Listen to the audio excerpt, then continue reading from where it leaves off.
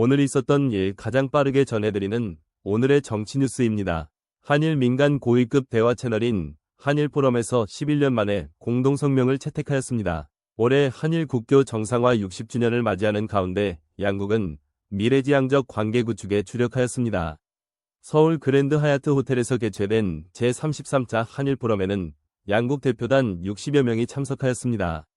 지난 18일부터 사흘간 진행된 포럼은 폐회와 동시에 기자회견을 열어 공동성명서를 발표하였습니다. 공동성명에는 급변하는 국제 정세 속에서 한미일과 한일 중 아시아 태평양 경제협력체 등 다자 협력을 강화해야 한다는 내용이 포함되었습니다. 또한 공급망과 무역 마찰, 신보호주의에 대응하기 위한 공동 노력이 필요하다고 밝혔습니다. 인공지능과 바이오, 에너지, 탄소 중립 같은 신성장 분야에서의 협력도 중요한 과제로 제시되었습니다. 문화 및 인적 교류 확대와 역사 문제 극복을 위한 상호 존중 역시 5대 제안으로 담겼습니다. 이번 공동성명은 양측의 이견 없이 합의되어 이루어졌습니다. 한일 양국은 트럼프 2기 행정부 출범에 따른 관세 및 안보 문제 등 공통의 도전 과제에 직면해 있다는 점에 공감하였고 협력의 필요성을 재확인하였습니다. 한국국제교류재단 유명환 이사장은 기자회견에서 트럼프 2기 출범과 미중 전략 경쟁 등 국제 정세가 급변하는 상황에서 한일 양국의 긴밀한 협력 필요성에 공감대가 형성되었다고 설명하였습니다. 나가미네 야스마사 전 주한일본 대사도 트럼프 2기 출범 이후 관세와 안보 문제에서 한국과 일본은 사실상 같은 입장에 있다고 지적하였습니다.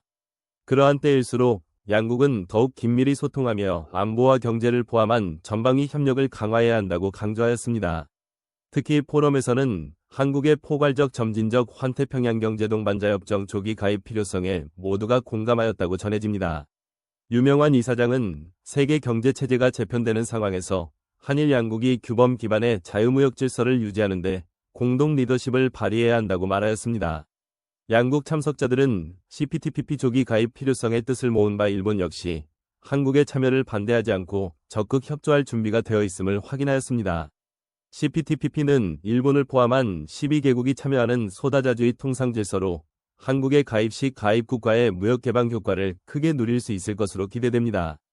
양측은 한일 과거사 문제와 관련하여 기본적 초점을 전반적인 한일 관계에 두고 투트랙 방식으로 추진하기로 논의하였습니다. 소에야 요시히데 한일포럼 대표간사는 최근 여론조사 결과를 언급하며 한일 관계 협력을 추진하는 것이 가장 중요하다는 응답이 과거사 극복보다 올해 처음으로 더 많았다고 전하였습니다. 이는 골든 크로스의 의미로 역사 문제에 대한 국민의 접근 방식이 변화할 것이라는 해석으로 이어집니다.